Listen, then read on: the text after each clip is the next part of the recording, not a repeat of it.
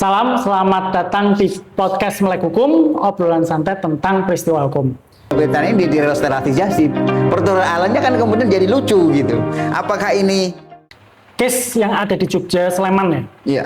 Jadi ada kaitannya sama dua orang menjambret tas. Kemudian ada suaminya yang kebetulan itu berpapasan dengan istrinya. Nah, suaminya mencoba untuk mengejar para pelaku penjambret ini. Ternyata di tengah perjalanan terjadilah kecelakaan terhadap kedua pelaku. Akhirnya membuat mereka menjadi celaka atau bahkan sampai meninggal dunia. Nah, dan saat ini statusnya sekarang menjadi tersangka, si suaminya. Nah, ini gimana Pak menurut pandangan hukum dari kasus kejadian yang saat ini terjadi, apalagi dikaitkan dengan KUHP yang baru seperti itu? Ya, jadi ini hampir pengulangan yang kesekian kali kaitannya dengan upaya-upaya seseorang warga negara yang mempertahankan haknya begitu ketika terjadi sebuah peristiwa pidana, tetapi kemudian berujung menjadi tersangka atau menjadi urusan pidana juga begitu. Nah, ini sesungguhnya kalau kita melihat dari proses terbitnya atau sebuah peristiwa pidana, tentunya kan tidak terlepas dari proses penyelidikan dan penyidikan. Nah, kalau berbicara tentang itu, tentunya ada proses sebelumnya adalah aduan atau laporan. Nah, pertanyaannya kan ini peristiwanya adalah tertangkap tangan begitu.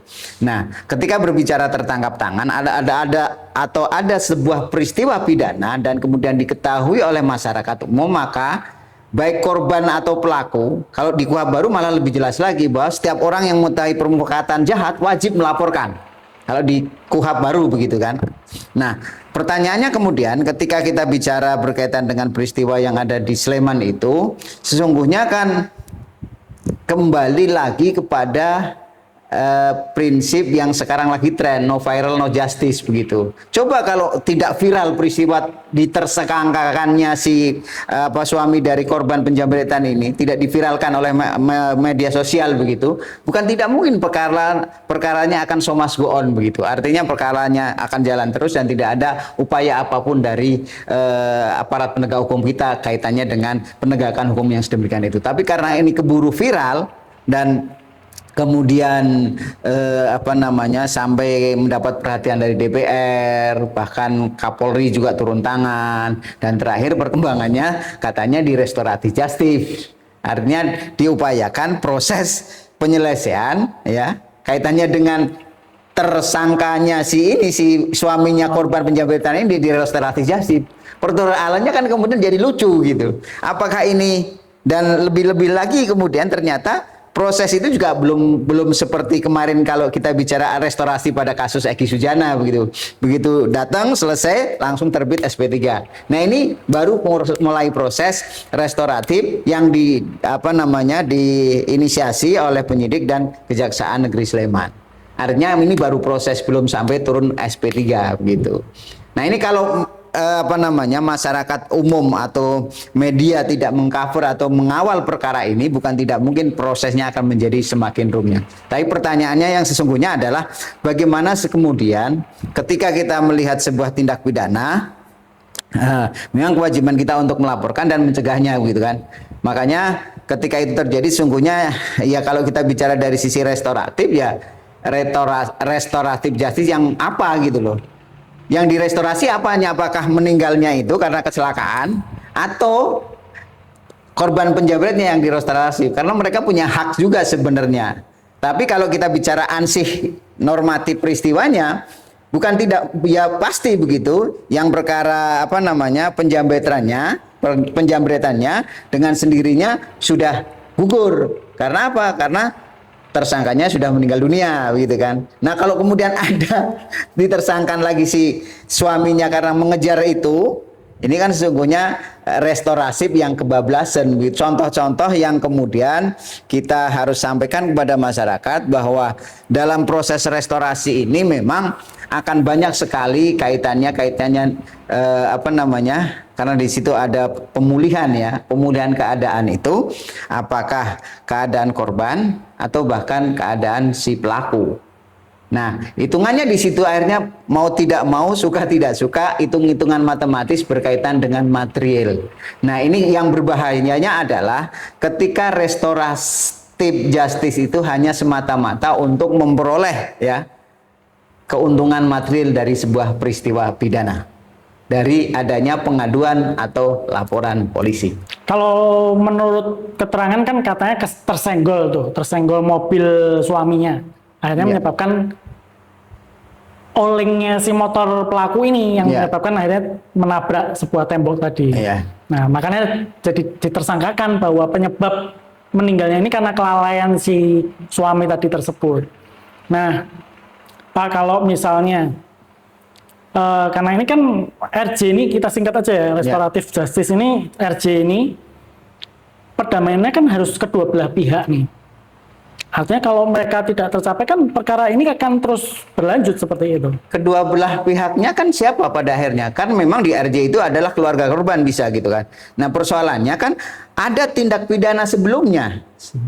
Artinya kalau kita bicara murni bahwa ini RJ adalah konsep memulihkan keadaan sebagaimana sebelum terjadinya peristiwa pidana, maka dalam konteks ini peristiwa pidana penjambretannya itu kan pidana juga itu.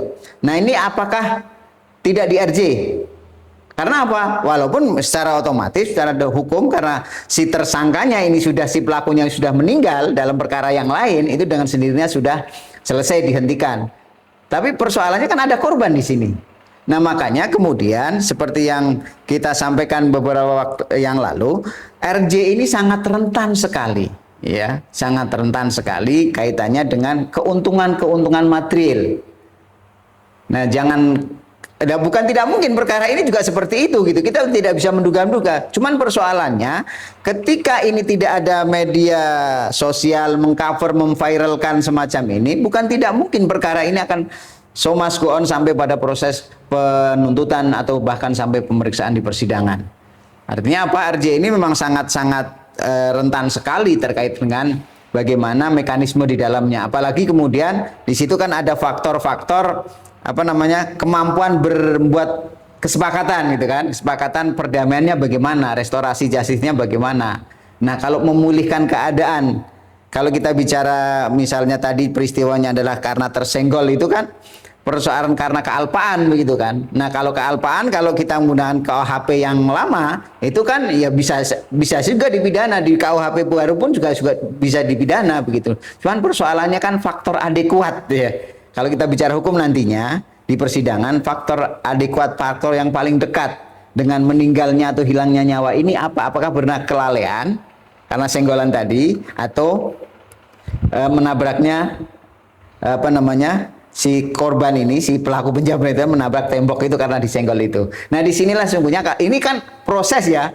Kan orang tidak akan berbicara sampai pada proses itu karena mau tidak mau ya kalau bisa di RJ diselesaikan dengan konsep RJ yang tanda kutip tadi itu ya bukan tidak mungkin persoalan-persoalan di belakangnya itu behind the gun-nya dari RJ ini seperti itu di samping viralnya tadi begitu.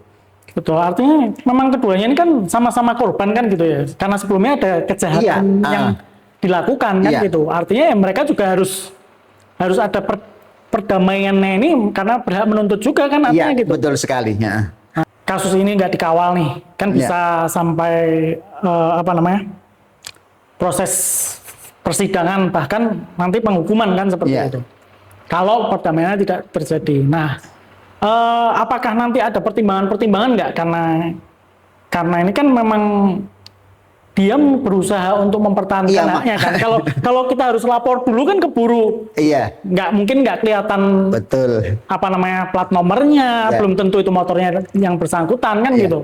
Jadi memang akhirnya kan pada posisi ketika misalnya ini tidak dikawal, tidak viral ini, bisa jadi nanti kemudian di proses persidangan akan muncul peristiwa-peristiwa peristiwa-peristiwa tadi bahwa sebelumnya muncul fakta ya, keadaan-keadaan atau fakta di persidangan nantinya bahwa ini adalah dalam rangka pembelaan diri karena ada peristiwa penjambretan sebelumnya. Nah, ini nanti tinggal bagaimana hakim melihat fakta-fakta itu karena di KU KUHP yang baru ini, seluruh peristiwa atau keadaan-keadaan yang menunjukkan yang terungkap di persidangan ini bisa menjadi alat bukti sekarang. Jadi artinya apa? Artinya kalau kemarin kita hanya mengenal dari kaitannya dengan alat bukti hanya 5 macam, maka sekarang menjadi akan lebih lagi. Bahkan keadaan-keadaan atau peristiwa apapun yang di persidangan yang timbul dapat mempengaruhi hakim, dapat diambil pertimbangan oleh majelis hakim untuk memutuskan bersalah atau tidaknya seorang sebagai alat bukti. Itu satu kebaruan di KUHP baru. Artinya apa? Artinya ketika proses semacam ini ya, misalnya ini dalam rangka, tapi dalam keyakinan saya kasus Sleman tidak akan terjadi RJ dalam konteks apapun ya. Kondisinya apapun, apakah pemaafan atau ada ganti rugi dan lain sebagainya, karena sudah viral, ya kan? Yang pasti si tersangka ini akan mendapat keadilan. Bahwa kemudian nanti si tersangka ini akan mengungkapkan kenapa dia sampai ditersangkakan, itu ada faktor apa sesungguhnya. Apakah benar kaitannya dengan tadi, bahwa karena ya keuntungan orang-orang istilahnya memproduksi kriminalisasi gitu. Ya, artinya jadi sebuah tindak pidana itu bisa menjadi keuntungan materi gitu kan. Banyak orang sekarang ini kan sekedar lapor, kemudian apalagi sekarang sudah ada RJ begitu. Nah itu nanti bisa nggak kayak pembaruan KUHP ya, artinya pengampunan atau pemaaf dari, ya itu kalau dalam konteks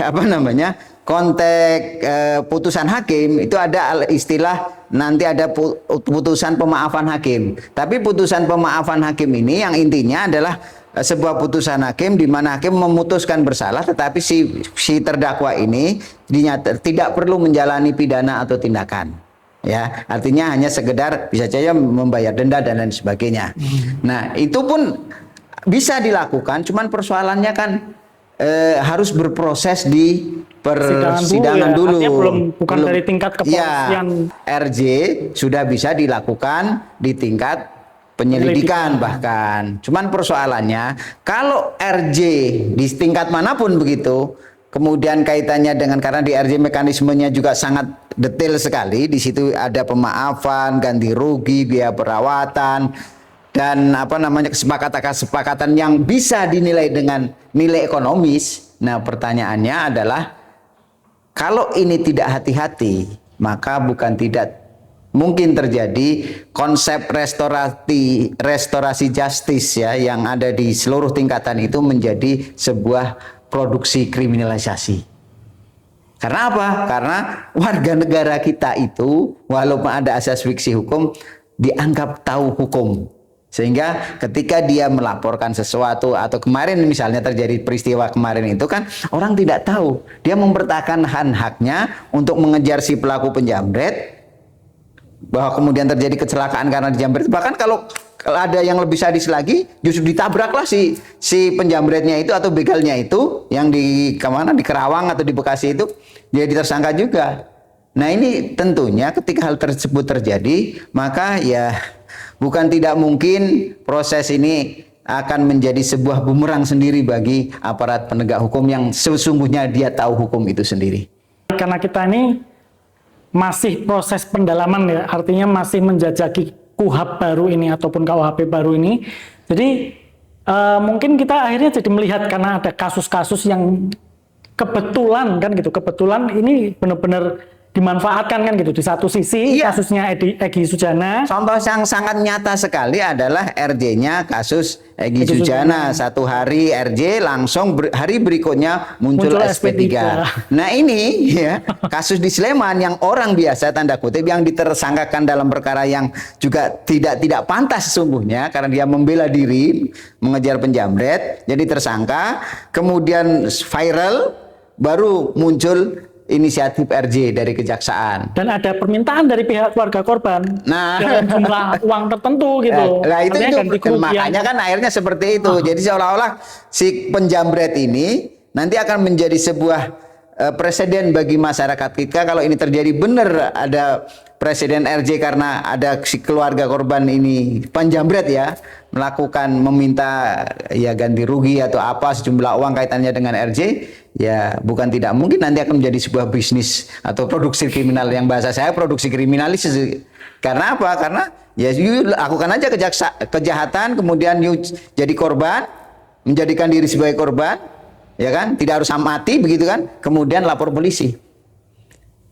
Iya, jadi serba salah kan seperti itu. Makanya kan kemarin ketika ada sebuah saya pernah melihat begitu di media massa ketika ada sebuah konferensi pers dari kepolisian kaitannya dengan orang yang korban begal tadi, maka jawabannya juga kacau. Prinsipnya bahwa setiap nyawa dilindungi betul gitu loh. Cuman persoalannya pembelaan dirinya yang itu tidak disampaikan kepada publik. Nah, ini persoalan-persoalan yang ke depan kalau memang kembali pada konsep kebaruan RJ tadi, ya benar-benar harus diperhatikan bahwa RJ ini benar-benar dalam rangka mengembalikan harmoni ya, bukan hanya keadaan tapi mengembalikan harmoni sosial yang terjadi setidaknya antara korban dan pelaku, begitu kan? Ya kan? Antara korban dan pelaku. Nah, di sini kemudian sementara di sisi lain ada keadilan masyarakat gitu. Oke lah misalnya yang pada case ini si korban memperoleh keadilannya, memperoleh tuntutan ganti ruginya, meminta ganti rugi dipenuhi. Tapi bagi si tersangka ini ya, makanya ketika tersangka tidak mau karena misalnya tidak mampu memenuhi tuntutan ganti ruginya begitu kan. Ya, bukan tidak mungkin tidak di RJ proses persoalan menggelinding sampai kepada pemeriksaan persidangan. Nah, di persidangan nantinya ya, di persidangan nantinya akan bisa kita uji sejauh mana proses RJ itu yang terjadi, ya kan? Kenapa tidak sampai begitu kan? Kemudian apa apa itikat apa atau kesengajaan apa yang kemudian sampai kepada misalnya meninggalnya si korban tadi.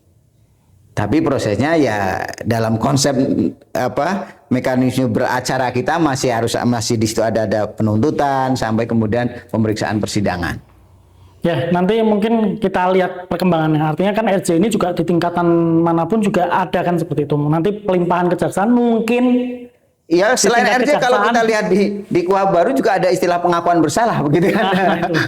Betul. Jadi langsung aja tidak perlu ujuk-ujuk RJ gitu kan. RJ misalnya tidak tercapai begitu karena tidak mampu membayar ganti rugi yang dimintakan. Maka gitu si tersangka ini bisa ngakui aja bersalah, pengakuan bersalah. Kan bisa saja itu dilakukan kalau kita melihat konsep di KUHP yang baru begitu.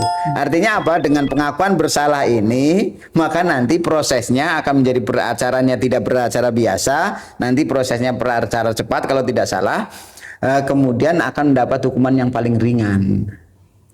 Nah, ini kan alternatif selain alternatif yang bisa dilakukan oleh tersangka ketika RJ tidak tercapai karena tuntutan yang sedemikian. Ya, karena kaitannya dengan ekonomis gitu loh. Ganti rugi itu mesti mau tidak mau, ya masyarakat kita akan melihatnya ini adalah tuntutan-tuntutan yang bernilai ekonomis ataupun material.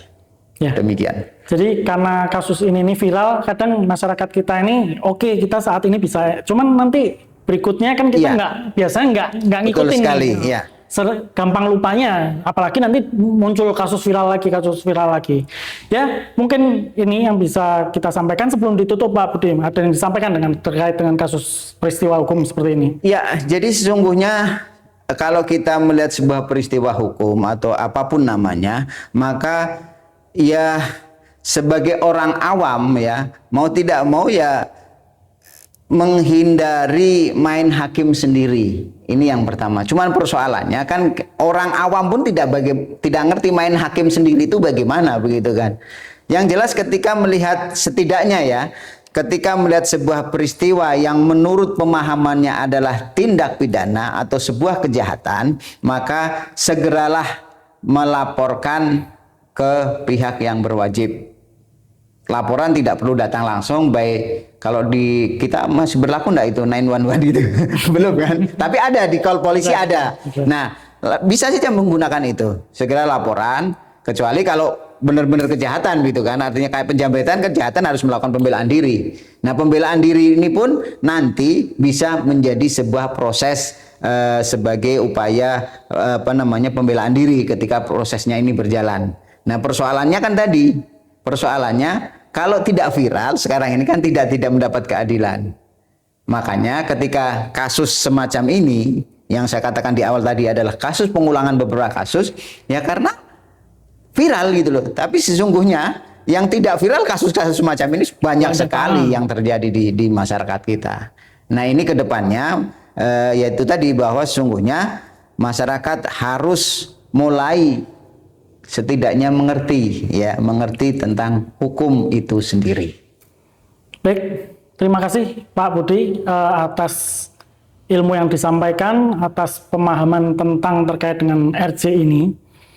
Jadi ini nanti kita sambung kita ada segmen baru Pak Budi. Jadi kita membuka tanya jawab melalui Instagram maupun TikTok Melek Hukum. Yang kita himpun kemudian nanti akan kita bacakan di podcast kita. Dan kita jawab nanti seperti itu. Insyaallah.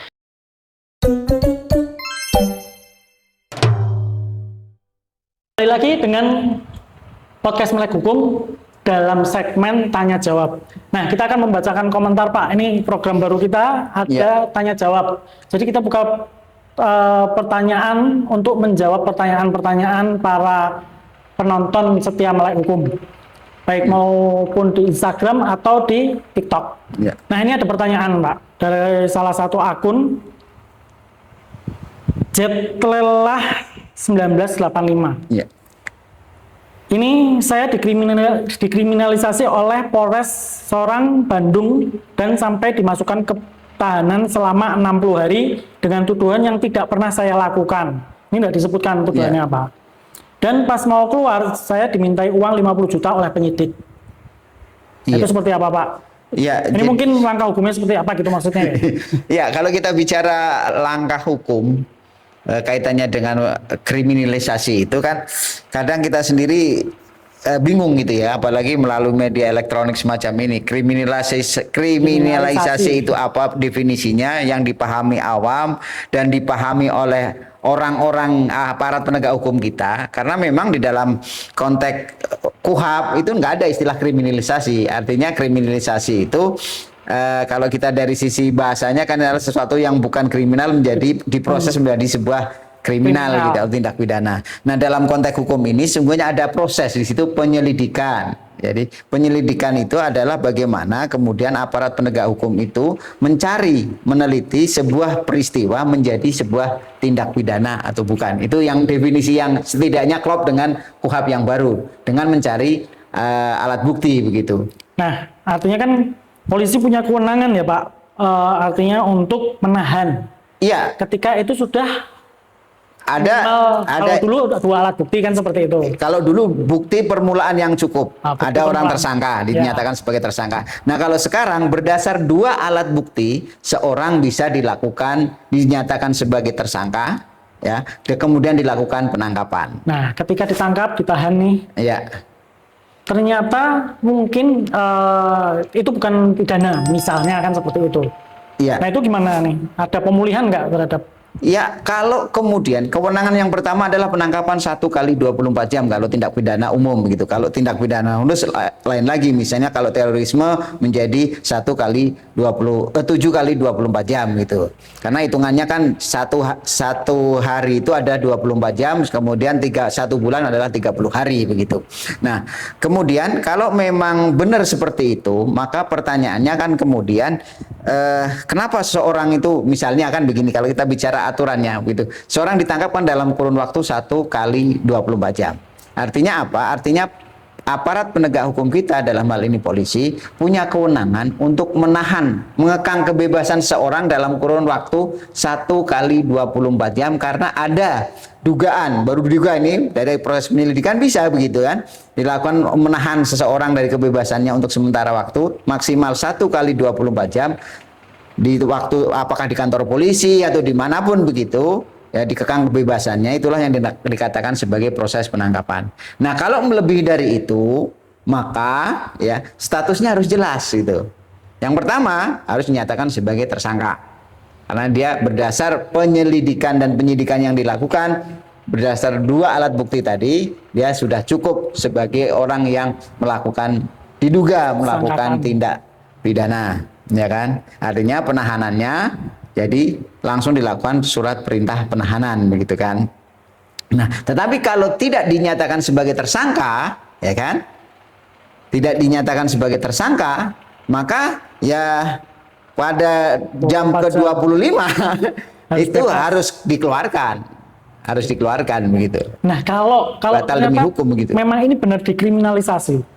Langkah hukumnya harusnya seperti apa? Ya, kalau kriminalisasinya tadi adalah dinyatakan sebagai pelaku tindak pidana, kan ada proses ketika kemudian ditahan begitu kan. Masa penahanan kan masih berlaku itu 20 hari pertama, kemudian bisa diperpanjang oleh kepolisian 40 atau 30 ya, sampai ukuran kalau tidak salah 60 hari begitu kan. Maksimal dari proses penyidikan begitu kan. Nah, di situ kemudian ya kita tidak, kan jelas di situ ketika surat misalnya ditangkap ini ya. Ditangkap 1 hari, dikekang kebebasannya 1 hari, diperiksa, kemudian tidak boleh pulang besoknya, ya kan? Betul. Ya kalau secara hukum harus ada pemberitahuan bahwa dia sudah ditahan, ya kan? Atas dugaan tindak pidana, ABC dan lain sebagainya. Bahwa persoalan dia tidak melakukan atau tidak melakukan atau mengabaikan hal itu kan nanti prosesnya di persidangan. Artinya pembuktiannya. Tapi dengan KUHP sekarang bisa menyampaikan saksi gitu kan. Artinya saksi yang meringankan bisa dihadirkan pada saat proses penyidikan. Artinya misalnya ada orang tadi yang ditangkap sehari, kemudian besoknya tidak boleh pulang, maka polisi ini, penegak hukum kita, penyidik ini harus memberitahukan kepada keluarganya tentang proses yang terjadi pada dirinya. Kalau itu tidak terjadi, maka langkah hukumnya bisa dilakukan upaya pra-peradilan. Satu-satunya upaya pra-peradilan yang bisa dilakukan. Artinya upaya pra-peradilan itu adalah keberatan yang disampaikan oleh keluarga tersangka atau tersangka terkait dengan upaya paksa yang dilakukan oleh penyidik atau ya penyidik ya. Nah, Pak, ini di sini pas mau keluar dimintain uang 50 juta. Nah, ini hal yang apakah ya, kalau di fakta sangat mungkin bisa terjadi begitu karena ketidaktahuan kembali ya. Masyarakat kita itu awam sekali dengan proses beracara berhukum ini, sangat awam sekali, sehingga kemudian hanya dengan sekedar untuk menebus kebebasannya karena ketidaktahuannya dimintai duit pun ya mau aja. Nah, kalau seperti itu langkah hukumnya apa, Pak? Ya sesungguhnya langkah hukumnya sejak awal ketika dia dikriminalisasi, dalam bahasa penanya ini kan dikriminalisasi, dia ditahan sudah 60 hari begitu kan. Ketika dia hari kedua ditahan itu dia harus menyampaikan kepada, setidaknya kan punya keluarga kan, tidak mungkin lah ya dia hanya satu orang dan lain sebagainya. Nah, sampaikan kepada keluarga bahwa peristiwanya itu begini, saya ditahan, itu sampaikan kepada keluarga, dan keluarga punya hak untuk memperoleh surat pemberitahuan penahanan. Di situ akan di dalam surat pemberitahuan penahanan di situ disebutkan kesalahannya apa, dugaan tindak pidananya apa, dan kemudian proses penahanannya sampai kapan begitu. Nah, itu yang pertama dilakukan. Tapi kalau sampai dengan ternyata misalnya tanpa ada surat itu, pasti ada hal-hal yang lain. Artinya hal-hal yang lain yang bisa jadi merupakan pelanggaran hukum, sesungguhnya pelanggaran hukum yang dilakukan oleh aparat penegak hukum kita, ya. Tetapi karena keawaman masyarakat kita tidak tahu mekanisme hukum itu, akhirnya mengikuti proses itu. Satu contoh yang paling sering kali terjadi, sudahlah bahwa misalnya oleh aparat penegak hukum yang nakal itu sampai disampaikan, sudah ini prosesnya ditahan, jangan kemana-mana, kita bantu 2-3 hari jalan, tapi tolong koordinasi, jangan kemana-mana, hanya dengan kita saja seperti itu. Itu dilakukan oleh masyarakat kita karena mereka tidak tahu gitu loh. Karena seolah-olah ketika berhadapan dengan aparat penegak hukum itu, aparat penegak hukum itulah yang satu-satunya mengerti hukum. Akhirnya diputuslah proses informasi ke pihak luar selain dari keluarga, aparat penegak hukum bersangkutan dan si pelaku tersebut. Nah, itu faktor yang mendukung terjadinya proses kriminalisasi terhadap penanya tersebut. Saya yakin tidak pasti ada hal-hal semacam itu yang terjadi ketika sampai kemudian 60 hari ditahan begitu kan, bahasanya kan dilakukan penahanan, apalagi di Polres mana Soreang ya. Soreang itu Bandung ya. Itu kan sudah kota besar sesungguhnya kan. Jadi kalau tidak ada hal-hal yang di luar ekstrajudisial ini, tidak mungkin itu terjadi. Mesti ada semacam itu, dan itu dimaui atau diiyakan oleh yang bersangkutan, karena yang bersangkutan tidak tahu hukum. Nah, kemudian ketika muncul sejumlah nilai uang, ya itu karena tadi proses yang sudah berawal dari pelanggaran-pelanggaran hukum yang diiyakan oleh si warga yang tidak tahu hukum itu. Jadi kalau misalnya seperti itu juga mungkin bisa lapor ke instansi yang berwenang juga ya, kalau memang ada oknum-oknum Iya, sebenarnya yang kalau kita dengan KUHP baru ini sesungguhnya ya, kalau dengan KUHP baru itu yang menarik di KUHP baru itu, ketika pemeriksaan saksi itu harus terbuka. Dalam artian terbuka, harus ada proses, bahkan di kamera direkam, ada proses perekaman yang diwajibkan di dalam KUHP disebutkan seperti itu. Kemudian bagi warga yang melaporkan mengadukan atau melaporkan sebuah tindak pidana 14 hari ya, 14 hari tidak ada tindak lanjut ya, tidak ada respon dari penyidik, bisa menyampaikan kepada atasan si penyidik tersebut, atau bahkan disampaikan kepada, kalau istilahnya sekarang kan istilahnya propam gitu, polisinya polisi. Jadi ada batasan waktu 14 hari sekarang di KUHP yang baru sudah ada semacam itu. Baik, semoga terjawab pertanyaannya. Iya. Terus ini ada pertanyaan lagi Pak di TikTok dari akun arnas.kalia. Ini menyatakan bahwa mau buat SKW tapi ada penolakan dari kelurahan. Iya. Ada surat penolakannya dari kelurahan. Terus apa langkah hukumnya, dan apakah itu memang salah satu syarat harus ada letter C seperti itu yang diminta oleh pihak kelurahan? Karena kurangnya syarat katanya. Oke. Ya, jadi di kita itu kan masih berfatsun ya pada hukum perdata Belanda, yang di situ disebutkan ada kriteria golongan kependudukan. Jadi misalnya dalam hal administrasi kependudukan, keperdataan, hubungan keperdataan, itu masih menggunakan kriteria golongan kependudukan. Misalnya surat keterangan waris itu berbeda. Kalau pribumi gitu kan, itu harus ke kelurahan. Kalau keturunan gitu, Tionghoa, Timur Asing, itu harus ke notaris. Itu Tionghoa. Kalau Timur Asing ada lagi. Penetapan di pengadilan. Nah, jadi kan kita masih menggunakan itu dalam proses berperdata. Nah, itu sesungguhnya ini yang harus dirombak oleh DPR kita. Kalau ini celah juga sebenarnya memberikan kepada teman-teman di legislasi untuk menganulir istilah pembagian klasifikasi kelas-kelas strata golongan penduduk. Nah, kaitannya dengan SKW ya, surat keterangan waris ini, ya di negara kita ini masih juga karena ada penggolongan tadi, masih juga berprinsip bahwa SKW ini tidak pure SKW, tapi ada buntutnya gitu loh. Jadi SKW itu diterbitkan hanya untuk kepentingan-kepentingan tertentu. Padahal kalau misalnya, kalau kita bicara secara normalnya begitu, surat keterangan waris itu kan berdiri sendiri. Untuk menerangkan ahli waris aja kan gitu. Sebatas itu. Siapa aja ahli waris dari pewaris kan. Dari pewaris seperti itu kan sebenarnya itu netral gitu. Tapi ya apakah kita tidak tahu sih apa nomenklaturnya orang-orang zaman-zaman itu begitu kan, membuat SKW untuk kepentingan apakah mereka mau tidak mau bekerja 2 kali lagi begitu, karena di dalam SKW salah satu syaratnya adalah peruntukannya untuk apa. Itu sama halnya yang sekarang masih berlaku ketika kita membuat paspor. Sama halnya kita mau buat paspor, ditanya sudah punya visa belum? Kan di sini tidak ada kaitannya paspor dengan visa. Paspor itu identitas warga negara Indonesia di luar negeri. Selesai, nggak ada kaitannya kemana kita tujuan itu. Tapi ketika mau bikin paspor mesti kan mau berangkat kemana Pak kan itu logika yang salah sesungguhnya. Tetapi ya bagaimana lagi di dalam proses administrasi kita masih semacam itu. Nah, kalau mendapat penolakan seperti itu mungkin adalah. Nah, sesungguhnya kalau kita berbicara pada proses administrasi, apalagi ini sesungguhnya bukan termasuk informasi yang harus memang kalau kita bicara dari keterbukaan informasi, sesungguhnya yang pertama itu sudah transparan tidak syarat-syarat permohonan SKW itu dideklirkan oleh pejabat setempat. Itu yang pertama.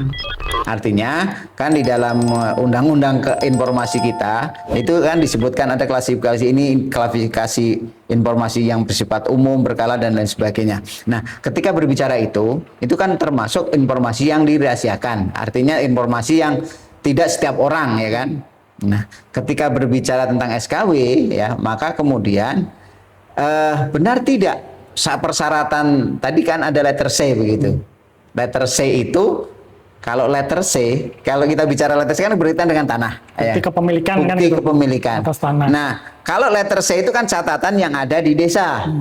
Sementara warga itu ada ndak petok D kalau kita bicara secara perdataannya. Petok D itu adalah catatan letter C yang ada di masing-masing warga. Biasanya warga tidak punya karena menunjuk hanya mengacu kepada catatan yang ada di kelurahan. Okay. Kenapa ada letter C, letter D? Ini karena aset-aset tanah-tanah zaman dulu sebelum berlakunya undang-undang pertanahan. Nah, sesungguhnya setelah letter C dikonversi menjadi sertifikat kan seperti itu. Nah, kalau kita bicara murni, ya kembali, kalau kita bicara murni bahwa SKW itu adalah sebagai sebuah bagian yang netral, maka mensyaratkan letter C itu tidak dibenarkan begitu kan. Tapi kalau ternyata SKW itu adalah untuk kepentingan, ya kan? Kepentingan pengurusan lain, sertifikat, pengurusan BPJS, akte pembagi waris misalnya, memang untuk kepentingan membagi waris atau berkaitan dengan administrasi si pewaris yang meninggal ini, ya bisa jadi syarat itu harus dipenuhi. Cuman persoalannya kan letter C ini, yang informasi letter C ini kan di kelurahan adanya. Nah, karena yang memohon adalah keluarganya, maka sesungguhnya secara hukum kearsipan, hukum informasi, keterbukaan informasi publik, tidak ada hak dari si pejabat ini meminta. Nah, bukan meminta, mengeluarkan. Karena letter C kan ada di kelurahan. Jadi dia menutupi letter C ini adalah sebuah perbuatan maladministrasi yang bisa diuji melalui undang-undang keterbukaan informasi publik kalau kita bicara mekanisme hukumnya. Ya. Tapi kan itu harus ada misalnya permohonan dulu kepada kepada pejabat yang bersangkutan. Nanti kalau ternyata tidak dijawab oleh pejabat yang bersangkutan, misalnya menjawab bahwa letter C ini tidak bisa dikeluarkan karena apa gitu kan, termasuk informasi yang dirahasiakan misalnya, maka kan yang meminta ini adalah ahli warisnya. Nah, sedangkan yang berhak untuk mengeluarkan ahli waris kelurahan sendiri. Makanya itu. Jadi persoalannya SKW ini yang disampaikan oleh penanya adalah berkaitan dengan SKW untuk mengurus harta warisan, termasuk di dalamnya adalah letter C yang yang ada di kelurahan ini gitu. Sehingga kemudian menjadi anomali sekali ketika kemudian kepala desa atau kepala kelurahan ini menyatakan SKW tidak bisa dipenuhi karena tidak dipenuhinya syarat letter C. Karena apa? Karena yang menyimpan letter C itu adalah Pak Lurah sendiri atau Pak Kepala Desa itu sendiri. Karena catatan desa itu ada. Harus ada itu arsipnya. Bukan buku arsip, buku letter C itu ada. Kalau teman-teman dulu ya beracara di perdata, ketika misalnya bersengketa itu biasanya Pak Kepala Desa, Pak Lurah itu disuruh sebagai turut tergugat, kemudian disuruh kalau zaman dulu sebelum ada ekot gitu kan, membuka buku letter C, harus membawa buku letter C yang ada di desa itu untuk menunjukkan bahwa di dalam letter C itu aja tercatat si A misalnya sebagai pewaris dari penggugat. Nah, karenanya kemudian ketidakmauan ya kepala desa memberikan catatan letter C atas nama si ahli waris ini adalah ya tadi bentuk kalau kita perbuatan melawan hukum dalam hukum administrasi. Dari hukum keterbukaan informasi publik ini jelas menyalahi. Tapi kalau proses itu digunakan, proses kan menjadi lama. Artinya harus ada permohonan dulu dan lain sebagainya. Nah, langkah hukum yang bisa dilakukan ya mau tidak mau ya harus secara persuasif lagi, karena ini kaitannya dengan keperdataan. Artinya tunjukkanlah kepada kepala desa aturan mekanismenya bahwa letter C itu yang ada di Pak Lurah. Ketika Bapak, misalnya Pak Lurah, tidak mau mengeluarkan letter C atas nama orang tua saya, ini adalah perbuatan melawan hukum yang bisa kita proses melalui hukum administrasi, Undang-Undang Keterbukaan Informasi Publik, atau bahkan kalau kemudian ternyata Bapak mengatakan ya bahwa letter C atas nama orang tua saya atau si pemohon itu tidak ada, bukan tidak mungkin jadi pidana. Jadi sangat berat sekali ketika kemudian kaitannya dengan letter C ini, karena kewajiban kepala desa itu kan menjamin keterbukaan informasi kepada siapapun, kepada warga negara, terutama warga desanya begitu. Nah, letter C ini kan termasuk hak-hak privat, ya, hak-hak pribadi yang kemudian apabila diminta oleh yang bersangkutan mau tidak mau harus diberikan, karena ini bukan termasuk informasi publik yang harus diketahui oleh umum. Ini keluarganya yang minta. Jadi alasan pembuatan SKW tidak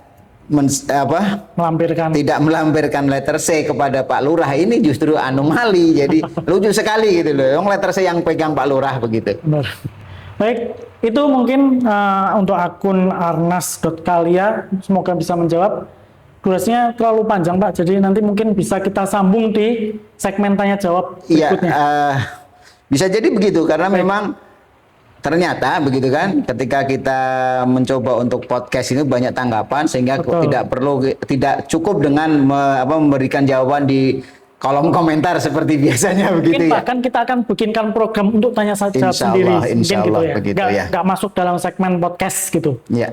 Itu yang bisa kami sampaikan. Sekian, terima kasih atas attentionnya para peminat penonton Melek Hukum. Sekian dari kami, salam.